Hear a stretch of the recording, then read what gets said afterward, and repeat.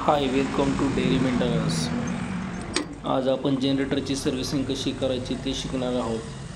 सर्वप्रथम जनरेटरचं जुनं ऑइल काढल्यानंतर आपण डिझेल फिल्टर खोलतोय. हा जो खोललेला आहे हा डिझेल फिल्टर आहे.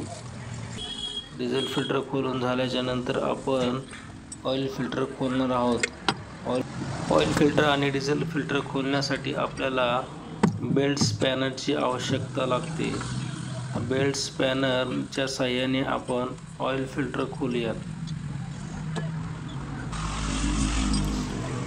ऑइल फिल्टर हा खूप टाईट असल्यामुळे खोलण्यासाठी त्रास करत आहे. त्याला आपण बेल्ट स्पॅनरच्या साहाय्याने हळूहळू खोलूयात.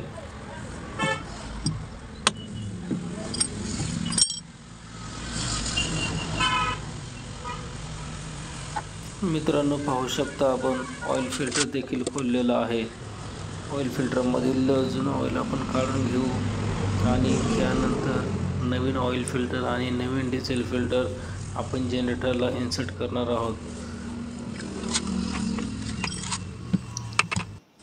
मित्रांनो, आपण हा ऑइल फिल्टर घेतलेला आहे. ऑइल फिल्टर हा फिट करण्या अगोदर त्यामध्ये आपल्याला नवीन ऑइल टाकावे लागेल. त्यामुळे प्रेशर क्रिएट करण्यासाठी जनरेटरला वेळ लागणार नाही.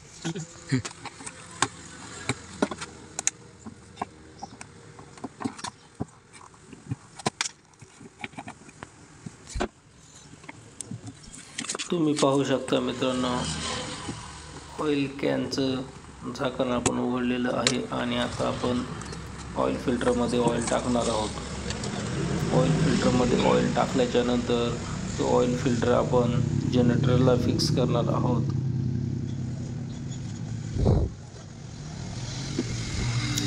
अशा पद्धतीने ऑइल फिल्टरमध्ये ऑइल टाकून झालेलं आहे.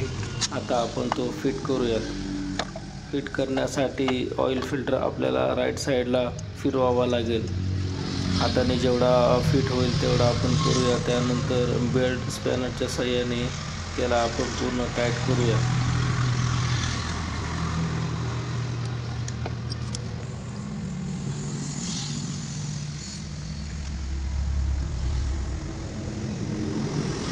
अशा पद्धतीने आपला ऑइल फिल्टर हा पूर्णपणे टाईट झालेला आहे, जेणेकरून त्यामधून ऑइल लिकेज होणार नाही याची आपण दक्षता घेतलेली आहे. आता आपण डिझेल फिल्टरमध्ये डिझेल टाकून डिझेल फिल्टर हा आपण ऑइल फिल्टरच्या बाजूला फिट करणार आहोत.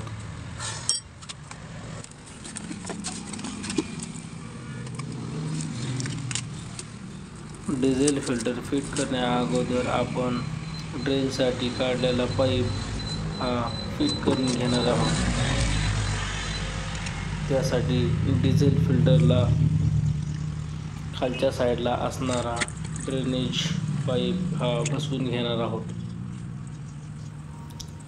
कनेक्शन बसवल्याच्या नंतर आपण डिझेल फिल्टरमध्ये डिझेल टाकून तो डिझेल फिल्टर हा जनरेटरला बसवणार आहोत. तुम्ही पाहू शकता मित्रांनो, कनेक्शन झालेलं आहे आणि आपण आता त्याच्यामध्ये डिझेल टाकून फिल्टर हा फिट करणार आहोत.